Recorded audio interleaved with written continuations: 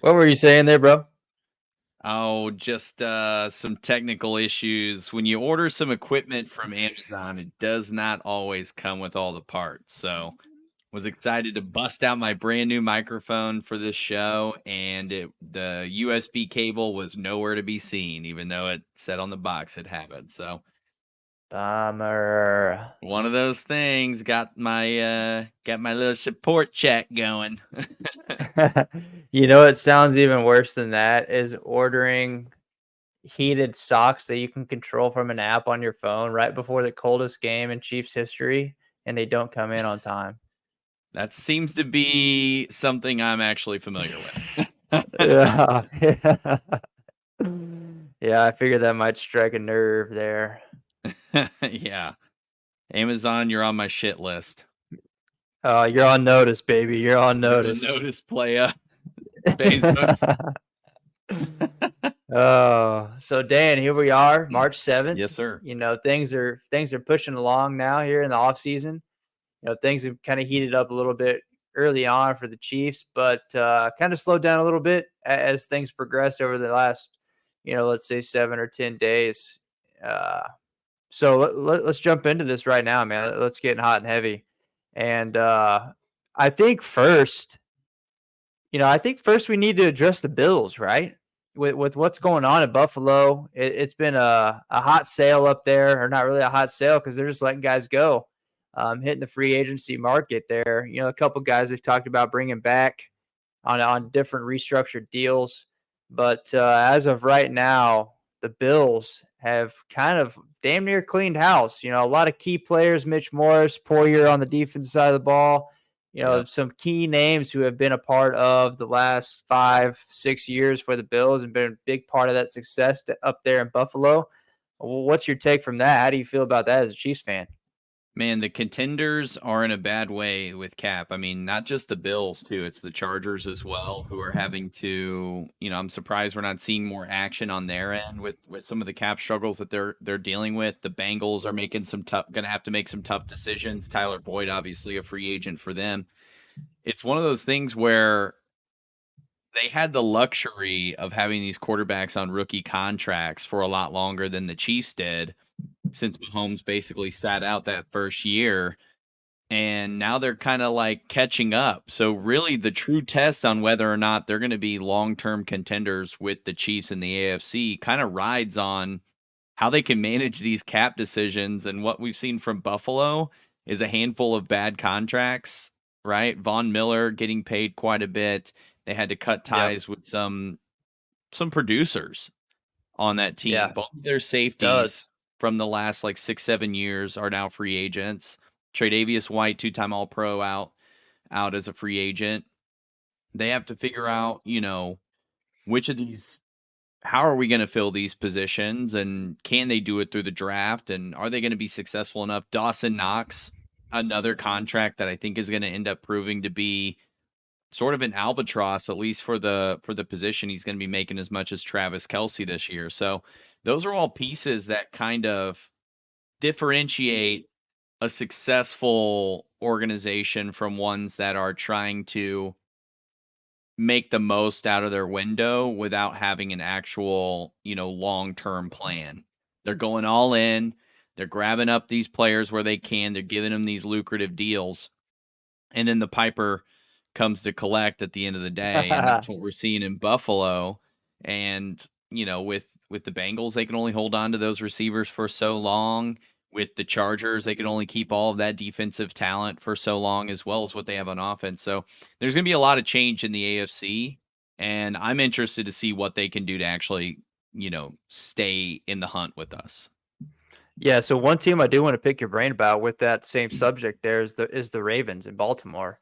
So have they already jumped that hump and really kind of dealt with the cap space there, or do you think they're kind of maybe 2 or 3 years even behind where Buffalo and Cincinnati are? No, Lamar Jackson is getting paid. Like he's beyond that rookie contract. Now his cap hit is significantly lower than, what it's going to be in the future. This year he's carrying, I think it's like a 30 some odd $1 million cap hit, but that's going to balloon over the next couple Yeah. years where It'll jump to 40, and I think eventually it gets into the like 60 or 70 range. Now, as the cap raises, that's going to be something that it scales with the cap, his contract, but Yeah. they're to figure out some flexibility if for whatever reason it doesn't increase as much as they're forecasting. So it's kind of a dangerous game you're playing, kind of like the stock market. You're banking Yeah. on something to grow, and maybe it doesn't grow at the same rate as what it was projected at. So those are all things that are going to be interesting, especially as, more TV contracts come in, so on and so forth. Yeah. But that's something that the Ravens are definitely in a better place. I'll give them that, right? They tagged their star defensive lineman Matabike, so he's not going to see free agency. But they're also going to be letting go of some solid talent. OBJ being a free agent, Geno Stone, solid safety for that team this year. So it's going to be interesting to see what happens. Moving it over to Kansas City, the way we've kind of managed things throughout this run is, Veach has not had a propensity of giving free agents over the age of 30 a long-term deal. If he does, it's like a 1 year. It's always going to be less than 4 or 5 million, no matter the position. So that's kind of what we've seen from him generally in free agency. And we've also seen him do a tag and trade before. D Ford got Yeah. tagged and traded. Just before Veach became our GM, we did the same thing with Marcus Peters. It may have been a few weeks before Veach got the job, honestly. So it's something that we've done before, and we've participated in tag and trades where Frank Clark was tagged and traded to us.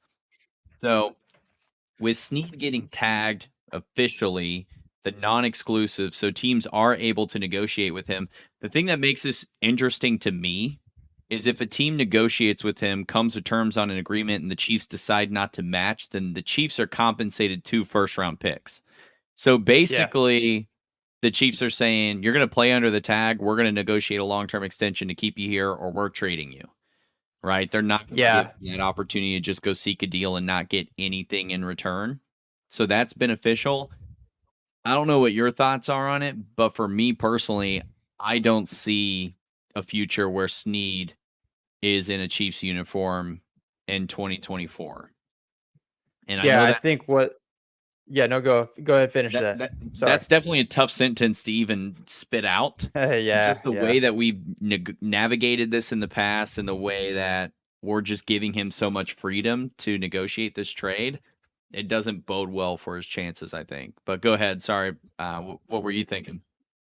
Yeah, no, I'm right on the same tracks there, man. I think the way and just like you said, where they're giving him the freedom to go out and look for that trade, I think the vibe that's kind of progressed here in the last or since the Super Bowl, let's say, is where the focus is definitely on Chris Jones. And hey, L'Jarius Sneed, we love what you've done. We're gonna tag you here. If you're playing with us, great, but really we're looking to compensate what you've done on the field for the future of this organization. So that's the feeling that I'm getting from the Chiefs organization as it's playing out right now. I there's obviously been more of a focus on Chris Jones, whereas and they played this phenomenally, like where throughout the whole season there was no indication either way where were we going Chris Jones, were we going to Jerry Sneed. The Chiefs never played hardball with either one of these guys or money ball with either one of these guys throughout the season. And really, it was a conversation all season between you and I and the rest of Chiefs Kingdom on no Jerry Sneed and this guy's no Chris Jones, and there was no comment from Arrowhead One Drive. So now that things have progressed, off season's kicked off, it's looking like Chris Jones is the guy, and they've came out and said like we're going to make a deal happen with Chris Jones, and so I think that's the route they're going to go. I don't think the team anticipates L'Jarius Sneed playing either. So I think for the benefit and for the greatest value we can get, this has to happen before the draft, right? I don't want to see where we pick up some guy who is, a 3-tier wide receiver who's got some potential but hasn't hit that ceiling yet. And then maybe some cash on the end or whatever the deal is. I don't know what that deal looks like. I haven't thought about that at all. But I don't want to get stuck here in June and July thinking, man, we should have took that second and fourth rounder back in April when we had the chance to, or back in March when we had the chance to, right? So I Right. think the Chiefs are going to wheel and deal him before the draft. I think they're going to try to take advantage of that this draft. And what you've seen from Feach in the draft and Andy Reid in the draft from the last couple of years is flawless, right? I mean, I Yeah. shouldn't say flawless because there's gaps, but Damn near though. man, these guys are just drafting Damn freaking near. studs, and you got Yeah. the staff to produce these guys and really turn them out. So that's kind of my vibe. That's what that's where I see this going. I think we're on the same page there. Yeah. Chris Jones had some tweets throughout. I think this last week, and I didn't see the rumors about him wanting to go to Vegas or conversations with Vegas. I didn't see any of that. Was there some of that floating around? If there was conversations with Vegas, then Vegas is going to get hit with a tampering investigation. So, I mean, I haven't seen anything about that, me personally. The Chris Jones tweets, I feel like it can be seen as a positive sign for sure, right? He just said KC, Super Bowl pick, him and Andy Reid. That's supposed to make you feel good. But it's Yeah. reminding me a lot of last offseason where he would put out, some sort of fan outreach kind of post. The Chiefs would go out, they would say, "Yeah, we're focused on signing Chris Jones. We're going to have his deal done before, XYZ date." The timeline kept shifting as we got through the summer. And then all of a Yep. sudden, he's sitting in a suite week 1 watching us lose to the Detroit Lions. So, while I feel optimistic, I definitely feel like there's a little bit of like uh precedent to think to the contrary of how you and I are both currently feeling. So, if we don't get this deal done, you said by the draft, I think Sneed needs to be traded before free agency. Currently, he's on the hook for $19.5 million, and that immediately affects our cap space. So that's going to Yep. impact exactly the kind of flexibility we're even going to have in free agency. And I'm assuming that we won't even sign Chris Jones to his extension because we don't have the cap space technically until Sneed is moved. And after that Good happens, point. then we're going to have to do some restructuring with some other contracts, which I know we'll talk about here in a minute. But there's a lot that needs to happen before March 11th if we're actually going to make a splash and grab some of those guys that, we're going to talk about here in a minute. So Yeah. definitely something that's going to be pretty interesting. And here's some interesting news that just popped up on my phone. The Chiefs and linebacker Drew Tranquill are expected to reach an agreement on a new contract per sources. So look for Drew Tranquill, Yes. number 23, to come back into Kansas City. That'd be pretty Very great. nice. Man, that's so needed, bro. He's such a stud and a leader, man. That's awesome. Thank you. That is some live feed right there, Dan. That's That's the live shit feed, I baby. like. That Yeah, is that baby. that We is that love shit that. I like. All right, before we move into this kind of restructuring and extension window here we're looking at with a lot of players on our team, but I think we need to and have to address Jason Kelce retiring. What a monumental freaking retirement speech. I was watching at Man, my desk as I was working on some different stuff, and like I you just could just not peel my eyes off of watching this. Like I had my phone sitting over here, screens are over here, and I'm just like, kind of so doing you're one of just these. sitting at Like, work crying at your desk. dude, it was It's a emotional, man. tearjerker. That was awesome. I didn't see all the background footage of the family until after on X is when I saw all that stuff, and so that made it even better that Travis, the parents, and Kelce were there, God, what's her name? I can't think of her name. Donna, His wife, no, his Kylie. wife, Kylie, yeah. And so those were really really cool, and then they had a cool send off on New Heights podcast. But I think really the thought as a Chiefs fan was, hey, that's pretty cool. Like Jason Kelce, you're a stud. We appreciate you as a football fan. Great Right. football player. But the conversation at Chiefs Kingdom is, what does this mean for Travis, right? And so I've said for the last 2 years, Travis got one more year. Every offseason, but last two off seasons, I've said that Travis got one more year.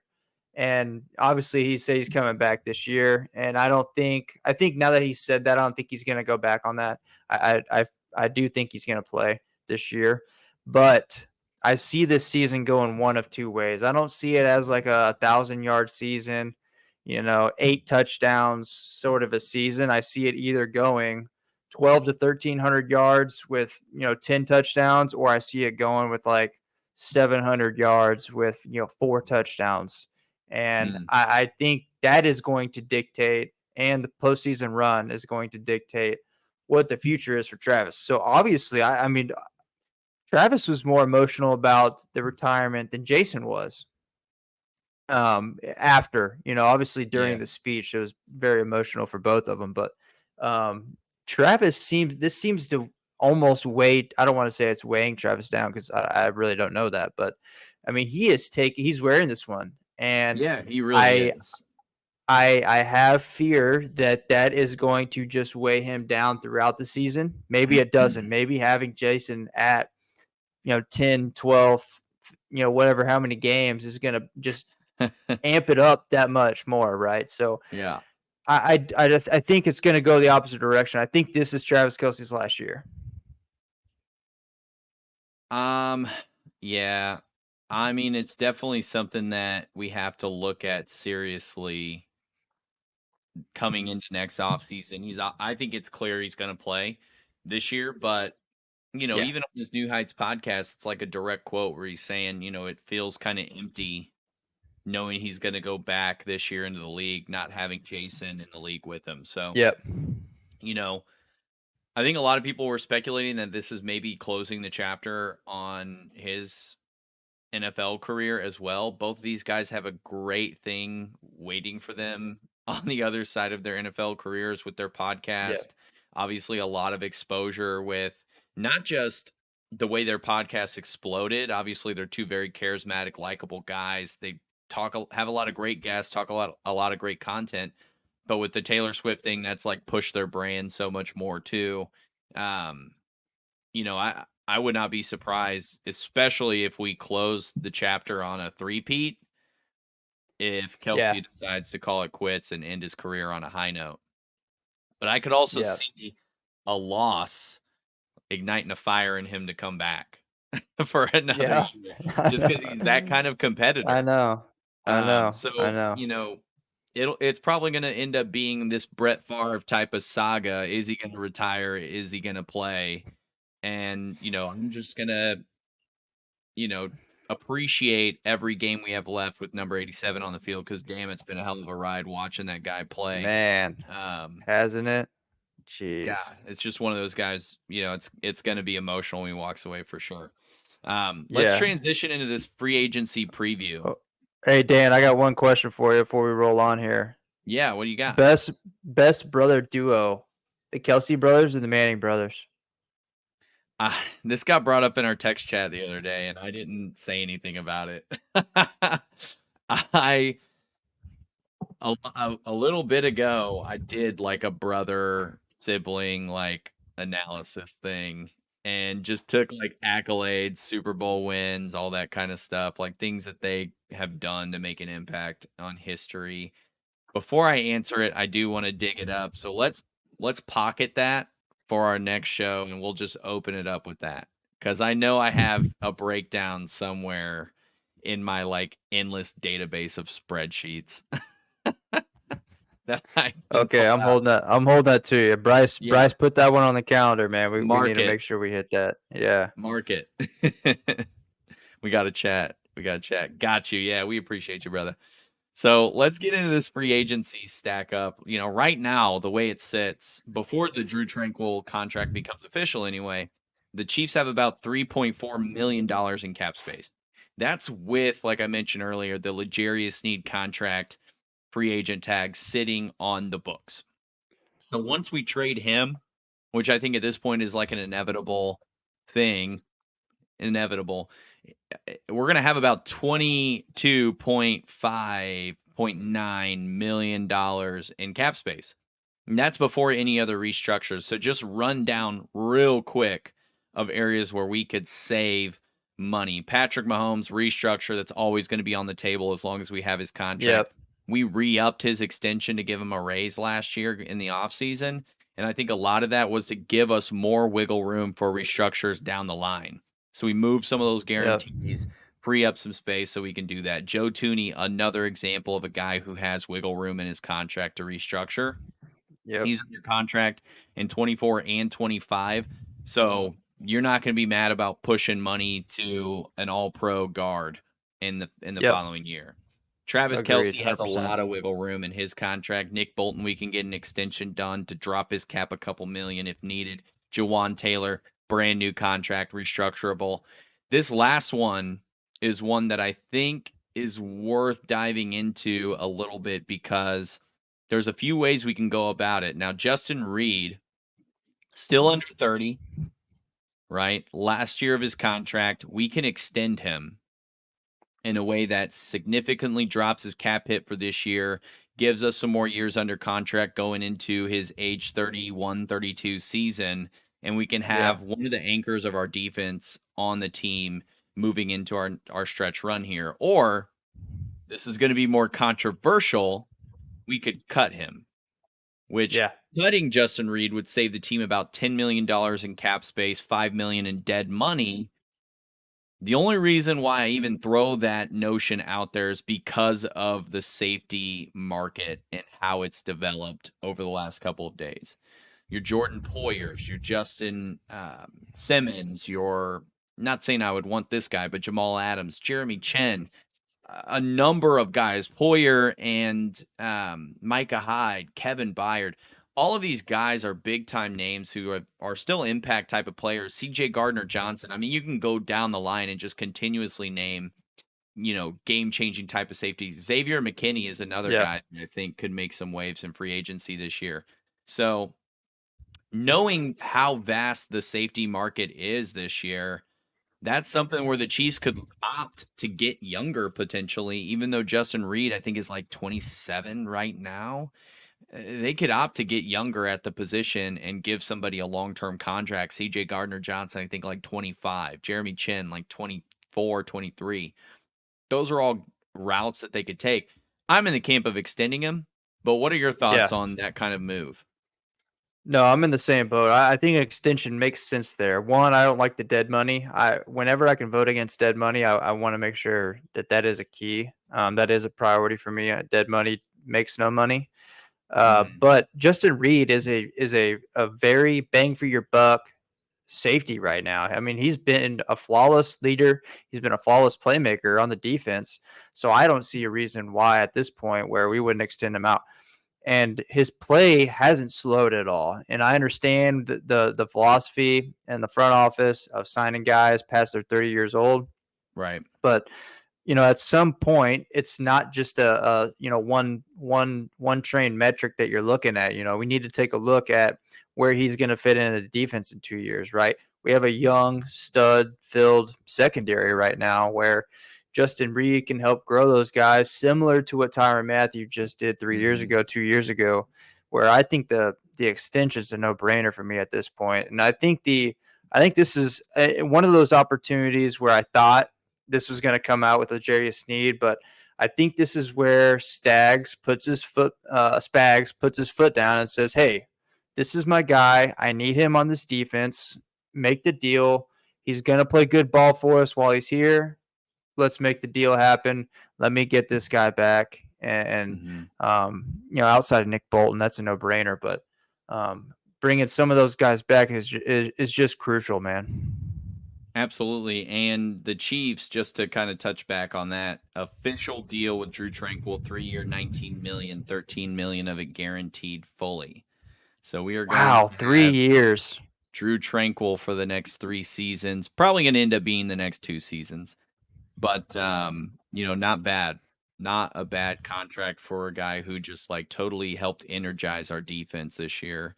Yeah, yeah, He is entering his age 30 season, so that's something just to be aware of. I definitely don't see this going past 2 years for me personally. Just first glance at it, I haven't looked at how those guarantees break down.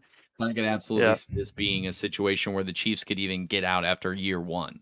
So, just one of those with a little bit of dead money, of course, but just one of those things to look at with how those contracts are structured and how, we can get creative. this is the first contract, minus the tag since Brant Tillis left, who's been, our genius. At least he's gotten all the credit for how these contracts have been structured in a way that gives us ultimate flexibility as an organization. So, gonna be interesting to see how these contracts moving forward play out and allow us to continue to be competitive in these markets. Yep. No, agree. That's man, that's great news. I'm pretty stoked that Tranquill is gonna make the journey again. Yeah, And he obviously absolutely. wanted to be in Kansas City, so Dude, he loved it. He loved it here. You saw it at the parade. I think the quote was, "It's way better than LA." So take that. yeah. Yeah. Put Yeah. it on a t-shirt. Yeah. Everything. So we'll end the show on this. We've got about 5 minutes left to kind of talk about some of this stuff. Free agent needs going into Monday, right? Monday next week, the tampering window opens.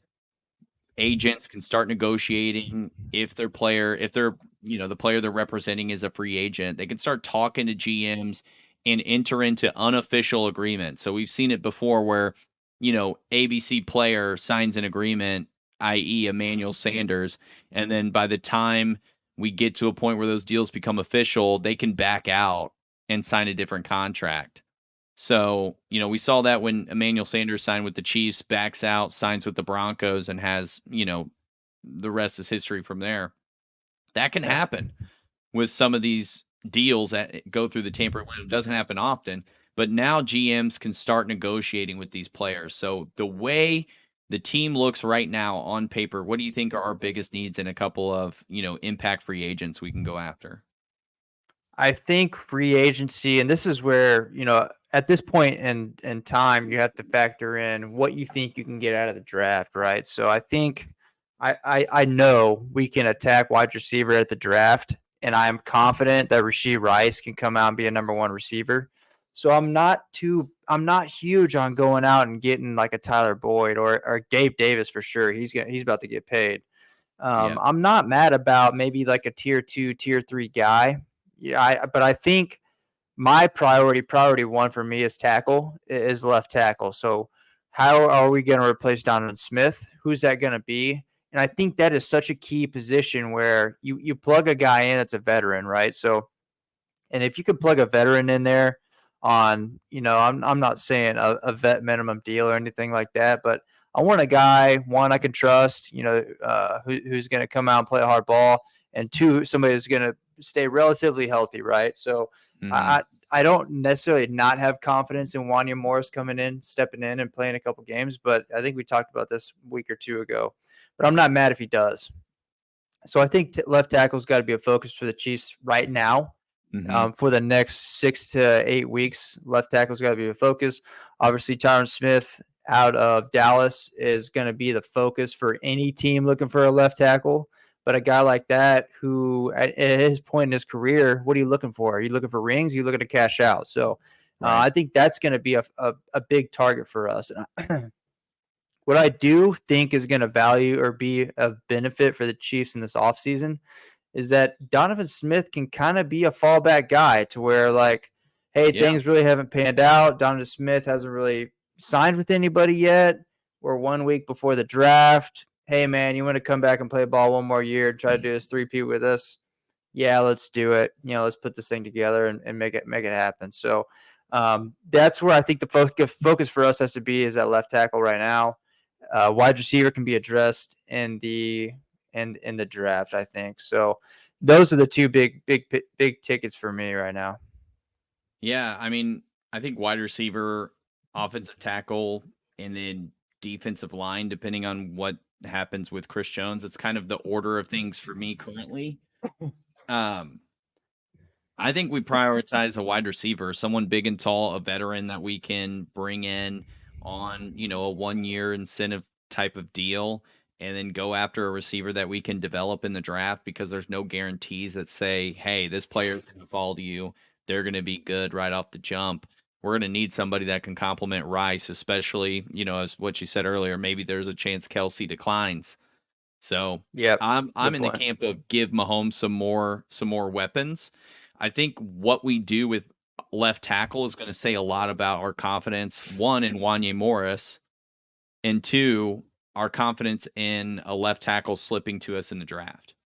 So Tyron Smith, definitely going to be the premier guy to watch out for. There's maybe a few other guys like Jonah Williams leaving Cincinnati that might have an opportunity to come in and be a stopgap kind of left tackle for us until we develop somebody for the future. But Donovan Smith was our fallback last year. And he ended up coming in, signing just before we got to that first preseason game, and was, one of the top pass blockers in the league last year. Didn't get too many holding calls. It really, the tough part for him was that he had those issues with his neck. So Yeah. that's going to be something to kind of monitor too, is whether or not he's even going to be healthy enough to be an option. Um, so, I said this before on Twitter and I'll say it again. If there was ever a year for a free agent to come to Kansas City on a cheap deal looking for a ring, I think this is the year, because who wouldn't want to Yeah. be, first of all, who wouldn't want to be involved in a chance for the first ever NFL three-peat? Not saying that teams haven't had a chance to do that before, but they could set history. And two, imagine what that freaking ring is going to look like, whether the Chiefs do it or whether another team does it eventually. That thing is going to be insane the first time it gets accomplished. So, for any Yeah. fans Yeah. out there, that's got to be the pitch. Andy Reid is sending them 3 Lombardis for the three-peat. Trey, you got anything Yeah. else before we wrap the show tonight? No, man, I love the short off-season clips. It's going to be a fun next couple weeks until we get to the draft. Dan and I, we're gonna do some special stuff for the Oh, draft, so yeah. be looking out for that. Looking to get some fastest 40 fans involved, and hopefully have some old guests back on the show. Yes, sir. It's going to be a lot of fun. Keep riding through with us in this offseason. Appreciate y'all. Go Chiefs.